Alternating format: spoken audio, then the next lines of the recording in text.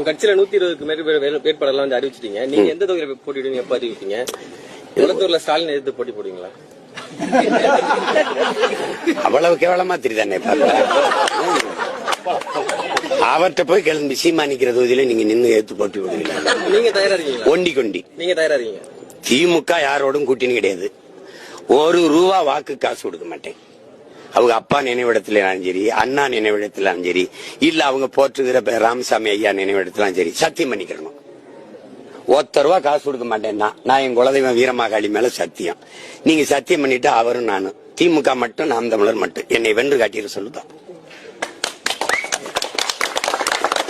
ஏன் புலி வருதுனோட எல்லாரும் ஓடியா நான் கீழே படுத்துக்கிறேன், என் மேல படுத்துக்க.